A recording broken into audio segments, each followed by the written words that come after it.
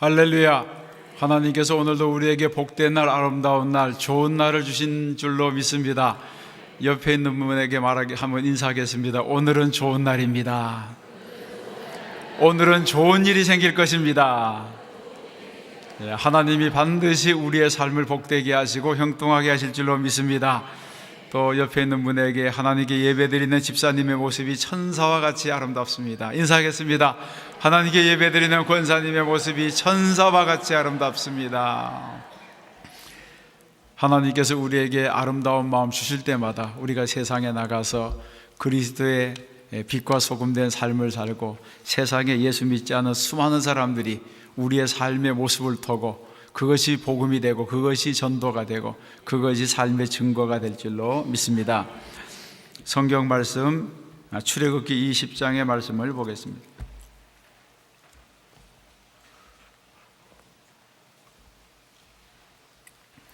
출애굽기 20장 1절로 17절까지 말씀 교독하겠습니다. 하나님이 이 모든 말씀으로 말씀하여 이르시되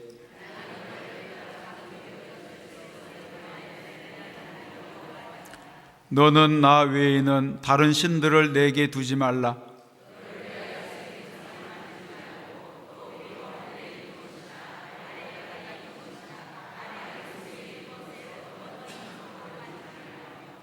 그것들에게 절하지 말며 그것들을 섬기지 말라. 나 내 하나님 여호와는 질투하는 하나님인즉 나를 미워하는 자의 죄를 갚되 아버지로부터 아들에게로 3, 4대까지 이르게 하거니와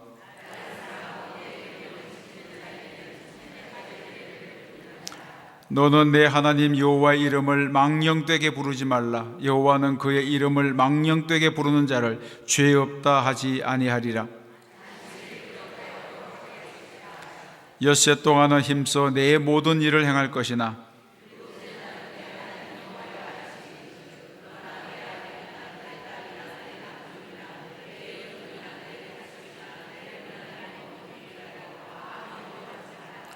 이는 엿새 동안에 나 여호와가 하늘과 땅과 바다와 그 가운데 모든 것을 만들고 일곱째 날에 쉬었음이라. 그러므로 나 여호와가 안식일을 복되게 하여 그날을 거룩하게 하였느니라.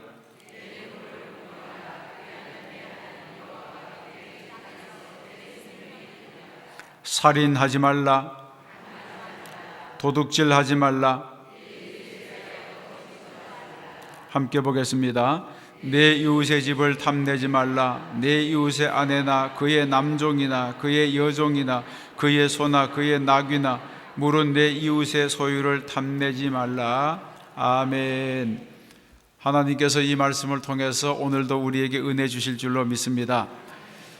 이번 주의 주제는 하나님의 언약입니다. 하나님의 명령과 그에 대한 순종에 대해서 우리가 살펴보고 있습니다. 하나님께서 택한 백성들과 언약을 맺기 원하셨고 또 언약의 백성들을 축복해 주시기를 원하셨습니다. 그래서 계명을 주시는 동시에 제사법과 피의 언약까지 만들어 주셨습니다.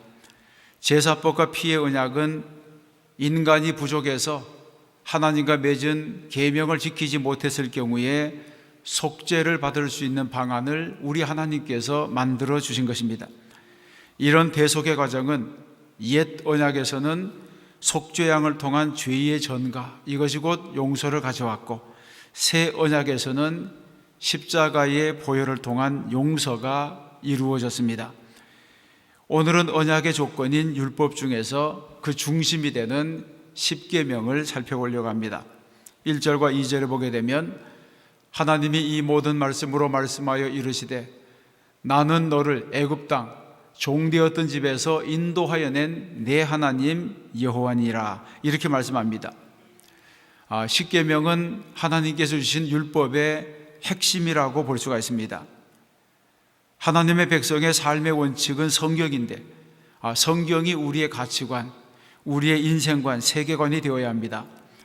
율법은 하나님께서 우리에게 직접적으로 원하시는 것입니다. 하나님께서는 성도가 어떻게 살아야 될 것인지에 대한 명백한 기준을 계명을 통하여 율법을 통하여 보여주셨습니다. 우리는 율법을 통해서 하나님과의 인격적인 교제 속으로 들어갈 수 있습니다. 인격적인 교제라고 하는 것은 소통입니다. 커뮤니케이션입니다. 그래서 여기는 세 가지 영역이 있는데 대화, 이 대화의 소통, 마음의 소통, 상호 존중하는 것, 이 모든 것이 하나님과의 교제라 이렇게 말할 수 있습니다. 그런데 하나님께서는 우리로 하여금 이렇게 하나님과 소통하도록, 하나님과 교제하도록 율법을 주셨다는 것입니다. 하나님의 뜻이 가장 명백하게 드러난 성경을 주셨습니다. 그래서 율법을 주신 이유는 율법을 통해서 우리가 하나님의 음성을 듣고 하나님의 마음을 이해하고 자발적으로 하나님의 말씀에 순종하게 하려고 하셨습니다.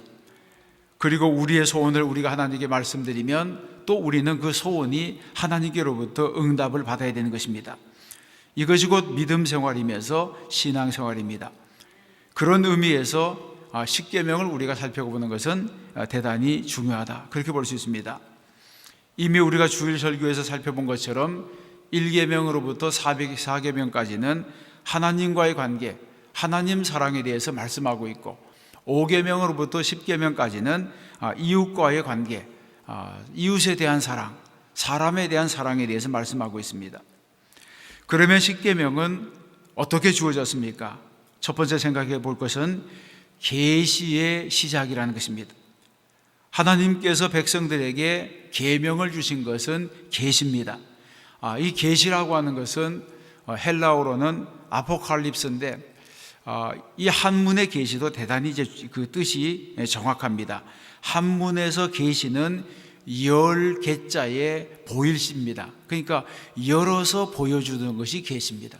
계시라고 하는 것은 우리가 문을 뜯고 들어가서 발견하는 것이 아니라 계시의 주체가 열어서 보여주는 만큼 우리가 알 수 있는데, 즉 이 계시라고 하는 것은 하나님께서 인간들에게 열어서 보여주신 것이라고 하는 것입니다. 하나님의 뜻을 알려주신 것이 바로 계시라, 이렇게 말할 수 있습니다.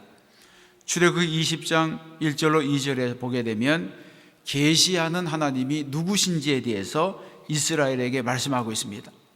하나님이 이 모든 말씀으로 말씀하여 이르시되 나는 너를 애굽 땅 종되었던 집에서 인도하여 낸 내 하나님 여호와라, 이렇게 말씀했습니다. 하나님께서는 이스라엘 백성들을 애굽 땅 종되었던 그 집에서 인도했다는 것입니다. 백성들이 부르짖는 소리, 신음소리를 들으시고 알고 내려가셔서 그들을 건져냈다는 것입니다. 그래서 이 한 절 속에서 너희는 과거에 바로의 노예였고, 너희는 과거에 사탄에게 매인 종이었고, 너희는 과거에 이 애굽의 법에 속박된 사람들이었는데 전적인 하나님의 은혜로 인해서 구원받아서 이제는 너희가 하나님의 백성이 되고 하나님의 자녀가 되고 자유로운 사람이 되었다, 이것을 말씀하시면서 하나님께서는 이렇게 구원해 내신 자기 백성, 택한 민족에게 율법을 주셨다는 것입니다.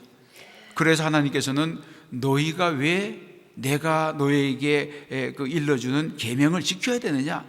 바로 내가 너희들을 건져냈기 때문에, 내가 너희들을 애굽에서 인도하여 냈기 때문에, 나는 너희의 하나님이기 때문에 내가 이렇게 명령할 권한이 있고 또 너희들은 내 말에 순종할 책임이 있다, 이렇게 이제 계시하고 있는 것입니다. 그래서 이 십계명은 하나님의 계시의 시작이라, 이렇게 볼 수 있습니다. 그러면 어떤 것을 계시하셨습니까? 두 번째 생각할 것은 십계명입니다. 하나님께서 이스라엘 백성들에게 모든 율법과 율례 이전에 10가지의 계명을 그들에게 계시했습니다. 1계명으로부터 4계명은 하나님의 사랑 계명, 그러니까 하나님을 높이라고 하는 것입니다. 하울링 나고 있어요. 두 번째는 5계명에서 10계명은 이웃사랑의 계명입니다. 이것은 사람을 존중하라고 하는 것입니다. 그래서 오늘은 1계명으로부터 차례대로 한번 살펴보려고 합니다. 제1계명은 너는 나 외에는 다른 신들을 내게 두지 말라, 이런 계명입니다. 잘 알듯이 이것은 유일신 사상입니다. 이것이 바로 타 종교와 기독교가 다른 것입니다. 기독교는 종교다원주의를 거부합니다. 이것은 하나님께서 인간에게 명하신 첫 번째 계명을 어기는 것이기 때문에 이 종교다원주의 이런 것들은 결코 이제 기독교에 합당한 그런 교리가 아니라고 볼 수 있습니다. 이 유일신 사상은 오직 하나님만을 섬기라는 것입니다. 신명기 6장 4절에 보게 되면 이스라엘아 들으라, 우리 하나님 여호와는 오직 유일한 여호와시니, 그렇게 말씀하고 있습니다. 이 세상에 유일하신 신이라는 것입니다. 그래서 마태복음 4장 10절에 보게 되면 주 너희 하나님만 경배하고 다만 그를 섬기라, 우리 주님께서도 그렇게 말씀하고 있습니다. 우리는 다른 신들을 섬길 수 없을 뿐 아니라 하나님을 섬기는 예배의 의무, 헌신의 의무를 다해야 되는 것입니다. 성경에 보게 되면 이런 하나님의 계명을 어기고 실패한 사람들이 많습니다. 특별히 사울은 하나님께서 기름 부어서 그를 왕으로 삼아주셨는데 하나님보다 자신을 더 많이 위하다가 버림받았습니다.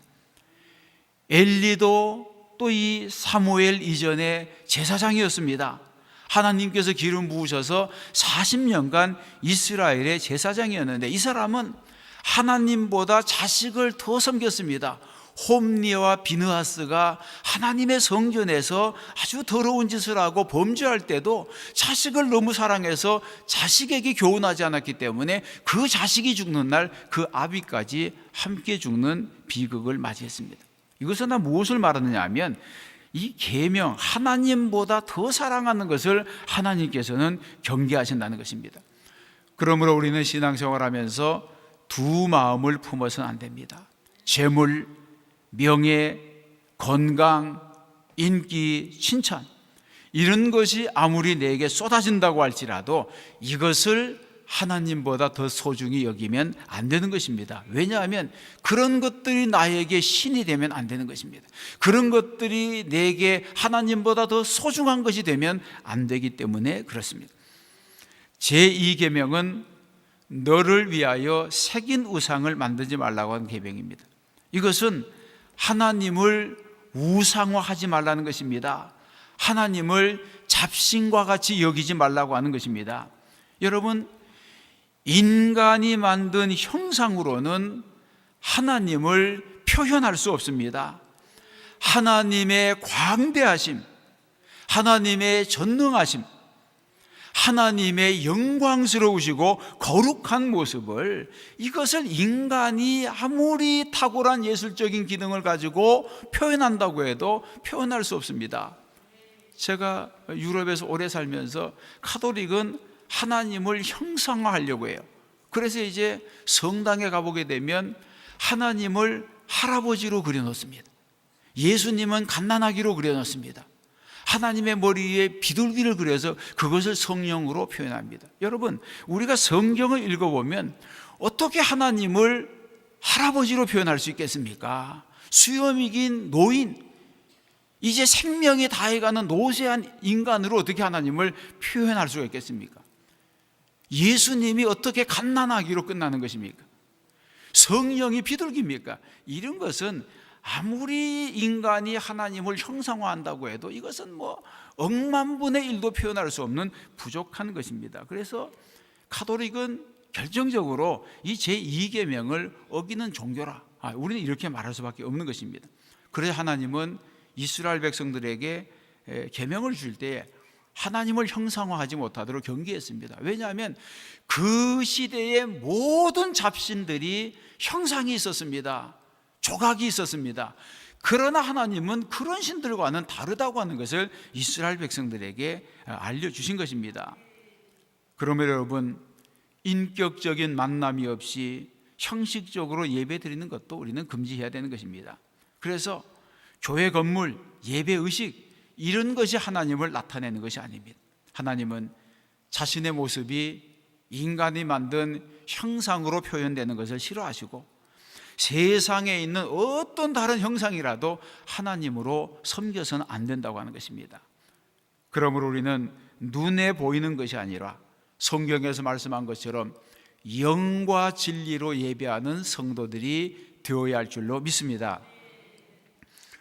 제3계명은 내 하나님 여호와의 이름을 망령되게 부르지 말라고 하는 것입니다. 하나님의 이름으로 거짓 맹세하거나 저주하는 것을 말합니다. 그리고 자신의 목적으로 하나님의 이름을 거명하는 것, 이런 짓을 하지 말라고 하는 것입니다. 옛날에 김대중 정부 때인가 온노비 사건이 있었을 때에 거기 관련된 그 여자분들이 다 교회에서 권사들이었잖아요. 그런데 공개적으로 기자회견하고 법정에 나가서 하나님의 이름을 걸고 맹세하고, 그것이 굉장히 기독교에 부끄러움을 주었습니다. 이번에 또 어떤 사람이 국세청에서 압수수색 들어가니까 하나님의 헌금을 가져가는 너희들이 저주받을 거라, 뭐 이런 말을 해가지고 그것이 또 온갖 인터넷 상의 그 하나님의 이름을 더럽히는 그런 소재로 사용되고 우리가 보게 됩니다. 여러분, 우리 개인의 이름을 위해서, 개인의 이익을 위해서 하나님의 이름을 이용하면 안 된다는 것입니다. 그냥 우리가 선하게 살고 정직하게 살고 말씀대로 살면 그것이 하나님의 이름이 되는 것이지, 내가 예수 믿기 때문에 정직하다고 그렇게 우리가 소리칠 건 없어요. 우리가 정직하게 살면 우리의 정직을 통해서 하나님의 영광이 드러나게 되는 것입니다. 여기서 망령된다고 하는 것은 히브리 말로 사회라고 하는 것인데, 무익하게, 거짓되게, 헛되게, 이런 것입니다. 그러니까 인간의 거짓 맹세, 또 인간의 저주하는 이런 일에 하나님의 이름을 남용하면 안 되는 것입니다. 이것은 하나님의 거룩성을 침해하는 것이고 하나님을 모독하는 행위가 되는 것입니다. 그래서 우리는 자기 뜻을 하나님의 뜻이라고 우기면 안 됩니다. 자기를 합리화시키기 위해서 하나님의 이름을 도용하는 것, 이것은 죄가 된다고 하는 것입니다. 하나님의 이름이 무엇입니까? 하나님의 이름은 하나님의 인격과 하나님 존재 전체를 대표하는 것이기 때문에 오직 우리는 그 이름으로 기도하고, 그 이름으로 찬양하고, 그 이름에 감사하고, 그 이름으로 우리가 예배해야 될 줄로 믿습니다. 이거 외에 우리가 다른 일로 하나님의 이름을 욕되게 해서는 안 된다는 것입니다. 제4계명은 안식일을 기억하여 거룩하게 지키라고 하는 계명입니다. 구약의 안식일은 엿새 동안의 하나님의 창조의 은총을 인정하고 하나님 안에서 쉬는 날입니다. 신약의 안식일은 주님의 구속의 은총, 십자가와 부활을 받아들이는 날입니다. 주일은 다른 엿새와 다르게 하나님 중심으로 우리가 구별해야 된다는 것입니다. 그래서 여러분, 주일 성수의 방법이 무엇이겠습니까? 첫 번째, 주일은 하나님께 예배하는 날입니다. 둘째, 주일은 생명을 살리는 날입니다. 그날은 우리가 전도에 집중해서 사람의 생명을 살리는 일을 해야 됩니다. 그리고 세 번째, 하나님의 이름으로 자비와 긍휼을 베푸는 날입니다. 이것을 우리가 기억하면 우리가 주일을 온전하게 지키는 성도가 될 줄로 믿습니다. 다섯 번째 계명은 내 부모를 공경하라고 하는 계명입니다.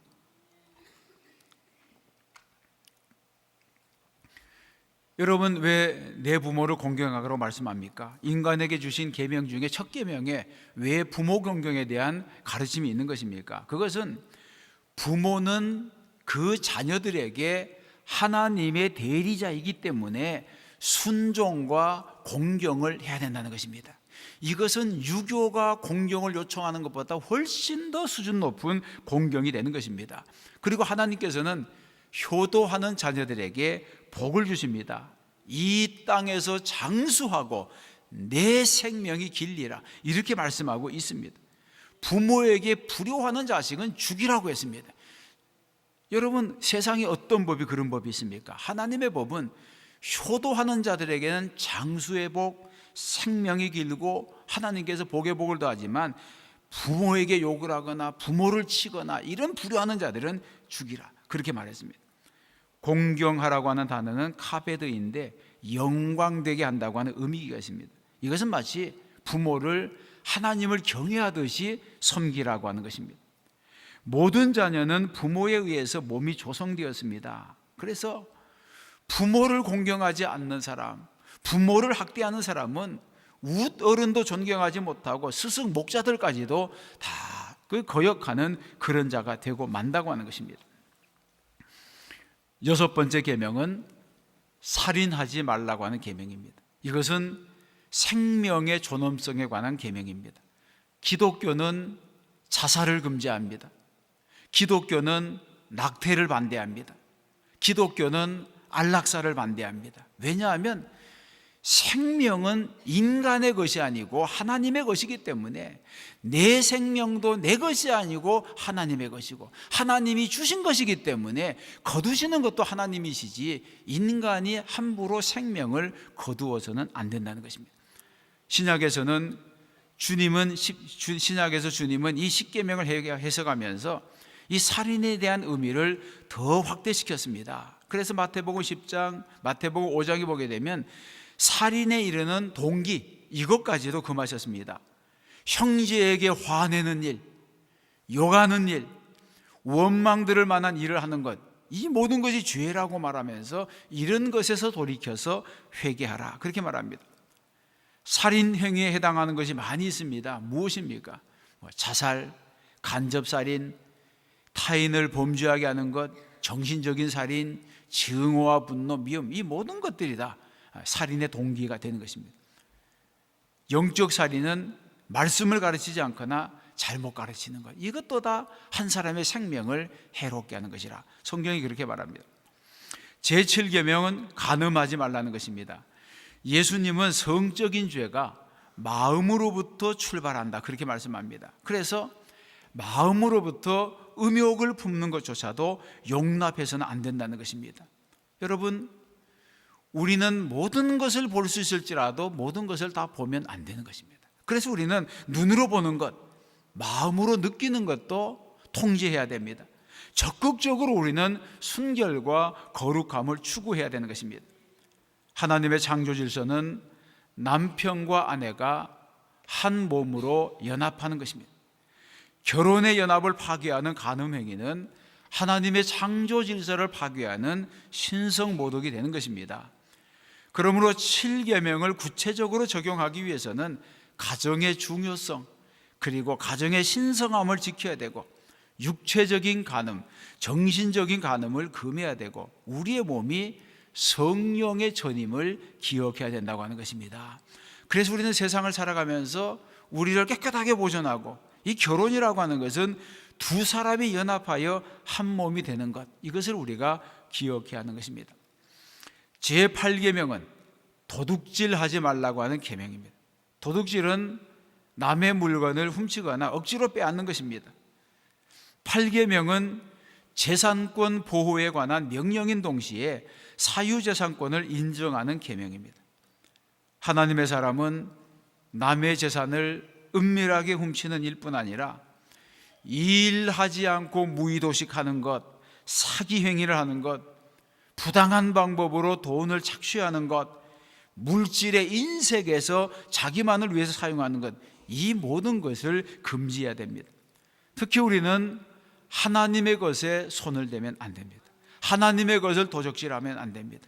11조는 하나님이 정하신 법입니다. 이것은 선택사항이 아니라 필수사항입니다. 이것을 불이행하면 안 되는 것입니다. 자신의 부주의, 자신의 태만으로 인해서 다른 사람에게 손해를 끼쳐도 이것이 곧 도둑질이다, 그렇게 볼 수 있습니다. 그런데 여러분, 예전에는 물질만이었지만 이제는 기술, 정보, 지식, 지적 소유권, 하여튼 어떤 방법으로라도 타인에게 손해를 끼치는 이 모든 것이 바로 도둑질과 관련이 있다, 우리는 그렇게 볼 수가 있는 것입니다. 제9계명은 내 이웃에 대하여 거짓 증거하지 말라는 것입니다. 거짓말은 본래 마귀로부터 오는 것입니다. 마귀는 거짓의 압입니다. 이 거짓이라고 하는 것은 히브리어로 사케르인데, 허위성, 근거 없이 하는 말, 근거 없이 하는 행위, 이런 것을 거짓이라고 말합니다. 증거는 에드라고 하는데 법정에서 증언할 수 있는 증인을 말합니다. 여러분, 성경에서 이 거짓말을 왜 이렇게 중요하게 취급합니까? 이 거짓말을 중요하게 취급하는 이유는 상대방에게 돌이킬 수 없는 해를 끼치기 때문입니다. 얼마 전에 그 해외 뉴스에 보니까 미국의 한 교사가, 함께 근무하는 동료 교사가 모함을 해서 해직을 당했어요. 또 그리고 교도소에 수감됐어요. 수감되고 나오니까 빈털터리가 되어서 완전히 어려운 삶을 살았죠. 그런데 이 사람은 자기가 죄가 없어서 수년간 걸쳐서 소송을 해서 자기가 죄가 없고 무죄라고 하는 사실을 밝혀냈어요. 그리고 난 다음에 기자들이 이제 그 여자아이가 찾아가서 왜 당신이 그런 거짓 증언을 해서 한 사람의 인생을 망가뜨렸느냐, 그러니까 이 여자는 별로 대수롭지 않게 그렇게 대답했어요. 그런데 중요한 것은 그렇게 무죄 확정을 받고 난 다음에 2달이 지나서 이 사람이 간암으로 죽었어요. 얼마나 많은 스트레스를 받았습니까? 그러니까 자기의 무죄를 증거하고 난 다음에는 그것 때문에 병을 얻어 죽은 거예요. 그러니까 여러분, 이 거짓 증언은 상대방에게 돌이킬 수 없는 해를 가져오는 것이기 때문에 그런 것은 곧 살인의 죄와 같다는 것입니다. 여러분, 열왕기상 21장에 보게 되면 나봇의 포도원 사건이 있습니다. 아합이 나봇의 포도원을 뺏으려고 이제 애를 쓰다가 이것은 우리 열조의 유업입니다. 그러니까 뺏지 못했잖아요. 그러니까 또 이세벨이 온갖 비류들과 거짓 증언한 자를 세워가지고 나봇이 하나님을 못 오겠다고 해서 다 돌로 쳐 죽여버리고 그 땅을 빼앗았단 말이죠. 그러니까 결국 거짓 증언 2사람으로 인해서 나봇이라고 하는 사람이 죽고 그 소유를 다 뺏기는 일이 있었잖아요. 그러니까 이게 거짓 증언이라고 하는 것은 대단히 이제 나쁜 것이라. 예수님께서도 거짓 증거로 고소당했습니다. 예수님이 십자가에 달리실 때도 예수님이 죄가 있다고 거짓 증언한 사람이 무수히 많았고 그 거짓 증언이 증거로 채택되어서 십자가에 못 박혔습니다. 그러면 여러분, 구계명의 구체적인 정형은 그릇된 말로, 아닌 말로 이웃에게 불리한 증언을 해서는 안 된다는 것입니다. 그리고 애매한 말로 이웃을 속여서도 안 됩니다. 이웃을 비난하거나 혹평해서 곤경에 처하게 해서도 안 됩니다. 여러분, 우리 사회에는 누가 이렇다더라 저렇다더라 이런 소문이 얼마나 많습니까? 내가 보고 확인한 것이 아니면 그런 것들을 많이 퍼뜨리면 안 됩니다. 아니면 말고 나도 들었어. 이것이 우리의 죄를 없이 하지 못한다는 것입니다. 그래서 이 이웃에 대해서 거짓 증거하지 말라, 이 계명은 오히려 우리가 이런 나쁜 소문, 부정적인 말, 이것보다는 긍정적인 말, 그리고 신실함, 성실함, 이런 것을 우리에게 요구하는 계명이 되는 것입니다. 우리는 일생을 살아가면서 타인의 인격, 타인의 명예를 존중하는 삶을 살아야 할 줄로 믿습니다. 제10계명은 내 이웃의 집을 탐내지 말라는 계명입니다. 탐심이 어디로부터 옵니까? 탐심은 자기가 가진 것에 만족하지 못하기 때문에 옵니다. 자꾸 남의 것을 바라보면서 남의 떡이 크다고 생각하는 그 마음에서부터 옵니다. 이 계명이 10계명 중에 마지막으로 나오는 이유는 탐심이 모든 계명을 어기는 원인이 되기 때문에 그렇습니다. 우상숭배, 간음, 도둑질, 기타 모든 죄의 근원이 바로 탐심입니다.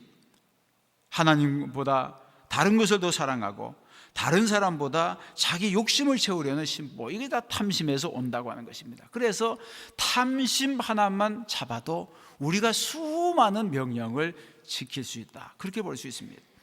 사랑하는 성도 여러분, 말세의 가장 큰 증거는 극단적인 이기주의입니다. 하나님의 십계명을 통해서 하나님을 섬기는 방법 아니라 이웃과 바르게 살아가는 방법, 하나님과 인격적인 관계를 맺는 방법, 인간 사이에 지켜야 될 기본적인 법도, 이 모든 것을 가르쳐 주셨습니다. 그러므로 하나님을 사랑하는 자는 이웃을 사랑해야 됩니다. 눈에 보이는 이웃을 사랑하지 못하는 자가 어떻게 눈에 보이지 아니하나 하나님을 사랑하겠느냐? 성경이 그렇게 말씀하고 있습니다. 십계명은 모세 때에 이스라엘 백성들에게 주신 말씀이지만 오늘을 사는 그 백성들만의 말씀이 아니라는 것입니다. 오늘을 사는 그리스도인들은 더 높은 윤리의식과 도덕성을 가지고 십계명을 뛰어넘는 수준 높은 삶을 살아야 됩니다. 세상 사람들에게 우리의 진실한 믿음, 진실한 삶을 보여주어야 한다는 것입니다. 예수님께서도 그리스도인들에게 하나님 사랑과 이웃 사랑을 요청했습니다.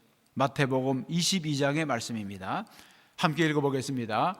예수께서 이르시되 내 마음을 다하고 목숨을 다하고 뜻을 다하여 주 너의 하나님을 사랑하라 하셨으니 이것이 크고 첫째 되는 계명이요 둘째도 그와 같으니 내 이웃을 내 자신과 같이 사랑하라 하셨으니 이 두 계명이 온 율법과 선지자의 강령이니라. 아멘. 마음을 다하고 목숨을 다하고 뜻을 다해서 하나님을 사랑하라고 하십니다. 그리고 둘째도 이와 같으니, 둘째도 그와 같다고 하는 것은 무슨 말이냐면 둘째도 내 마음을 다하고 목숨을 다하고 뜻을 다하여 내 이웃을 내 자신같이 사랑하는 것입니다. 그러니까 하나님 사랑과 이웃 사랑이 추로 달아보면 공평해야지 우리의 삶이 올바른 사람이 된다는 것입니다. 하나님을 사랑한다고 하면서 이웃 사랑이 부족하게 되면 하나님 사랑 자체가 부족하다, 이렇게 볼 수가 있는 것입니다. 예수님께서 이어서 말씀하시기를 내가 율법이나 선지자를 폐하러 온 줄로 생각하지 말라. 폐하러 온 것이 아니라 완전하게 하려 함이라고 했습니다. 오히려 하나님 예수님께서는 이 율법의 부족함조차도 예수 그리스도의 십자가의 사랑으로 다 덮고 그것보다 더 많은, 그것보다 더 위대한 사랑을 실천하셨습니다. 그리고 우리에게 그것을 실천하라고 명하신 것입니다. 그러므로 우리는 오늘도 삶의 현장에서 그리스도의 증인으로 살아가야 할 줄로 믿습니다.